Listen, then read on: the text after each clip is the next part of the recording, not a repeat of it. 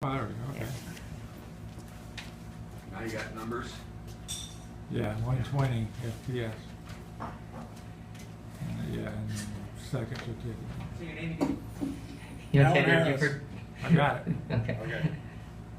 Legal disclaimer. Use of this product may cause death or death-like symptoms. This product contains chemicals which are known to cause death or death-like symptoms in laboratory animals. Discontinue use of this product if death or death-like symptoms occur. Consult a physician if death or death-like symptoms continue for more than 2 weeks after discontinuing use of this product. The manufacturers of this product cannot be held responsible for any death or death-like symptoms that may result from the use of this product because congressional Republicans, through legislation, have been chipping away at our legal system's ability to seek redress for individuals who have been harmed by products manufactured by or practices practiced by huge corporations because Republicans are more concerned with the profitability of huge corporations than they are with the health and safety of you and me. Legal disclaimer. Voting for Republicans may cause death or death-like symptoms. Yeah. You're cooking. I'm afraid that you're going to discover that I've never eaten a salad, and that I've never filed a tax return, and that I once owned a Dan Fogelberg album, and that it took me 25 years to read Atlas Shrugged, and that I went to my senior prom with a hooker who charged me double, and that my ass was once kicked by an Olsen twin, although I'm not sure which one. I think it might have been Ashley, and that I once tried to mass produce a bumper sticker that said, "Suck my Cheney," and that when I do a juice fast, I count pizza as juice, and that since my apartment is smaller than the trunk of my car, I sometimes sleep in the trunk of my car, and that my penis is so small, it's an innie, and that all white people look alike to me, and that my favorite Marx brother was Margaret Dumont, and that Christopher Marlowe wrote all of my plays, and that in a real-life Lord of the Flies situation, I would have been Piggy! But mostly I'm afraid that you're going to discover that I don't know what I'm doing. Thank you. You okay, Buford? Yeah, I'm You're great. tired? I think so. It looks good. Thank you. So vain. Take the iPod out of your ears. Flush the Valium down the toilet. Quit reading the Bible on the BART. Don't use religion as a form of methadone. Tear down that shrine to the Beatles. Remind yourself daily that football is evil. Give the money that you're going to spend on lottery tickets to Ralph Nader. Don't laugh at Greenpeace. Look up the word terrorist in a dictionary before you use it again. Yeah. Think for yourself and at least one other person. Stop pretending that you don't watch TV. When you see a celebrity, instead of an autograph, ask for money. Only rob young, healthy people. Treat the people who go to tanning salons like the vain, superficial, skin cancer-ridden freaks that they are. Don't feed LSD to puppies. Remind yourself daily that caffeine is evil. Avoid asking stupid questions like, why don't alcoholics just stop drinking? Rock out constantly, but don't talk about it.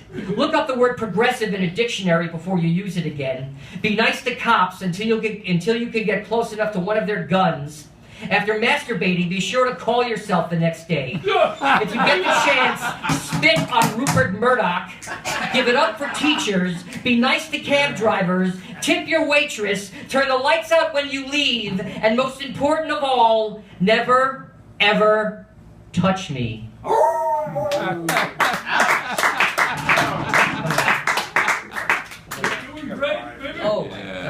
told you how to eat.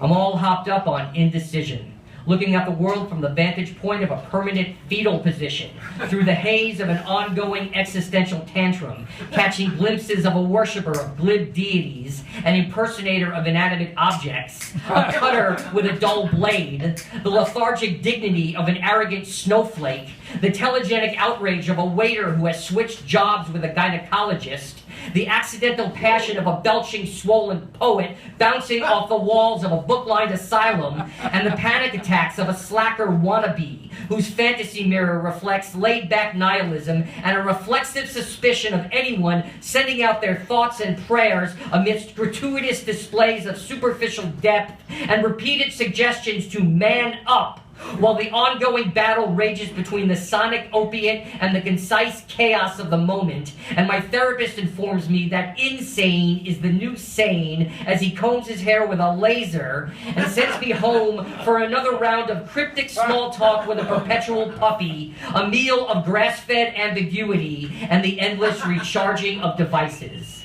Night falls, books cry, unions die of loneliness. And I think again about buying that drone that I saw on Amazon for those days when you just want to urinate on a rainbow. Thank you.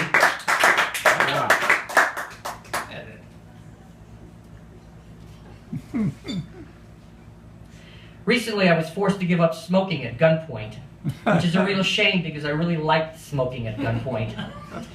Recently, I decided to become a vegetarian because of this one time recently when I was eating a burger and I bit into a hoof. And this other time recently when I was eating a hot dog and I bit into a phone book. Recently, it occurred to me that if 40 is the new 30, then 10 must be the new birth. And isn't labor painful enough already? Recently, I learned that 70% of the human body is composed of water, and I began wondering why we don't slosh more when we walk around. Since with all of that water inside of us, you'd think that we'd be splashing and spilling and leaving little trails everywhere we walk, and forming puddles every time we sit down, and getting a shock when we touch something electrical. And I can't understand why there aren't more hairdryer-related deaths. Recently, I came to the conclusion that most people who claim to be Christian wouldn't know Jesus Christ if Jesus Christ bit them on the ass. And recently, also, while rereading the Bible, I discovered that Jesus was a biter. But then, recently, I ran into God in a cockfight. And he told me that the Old Testament is utter bullshit. And that he didn't say or do any of the things in it that are attributed to him, and that his lawyers are preparing a massive lawsuit, and that it sucks to be God anyway, because he can't ever win an argument, not even with his own wife. Like when she asks him to take out the trash, and he tells her that he can't because he's busy answering prayers, and she tells him that she prayed that he would take out the trash. So recently I learned that it even sucks to be God. So I feel better. Thank you.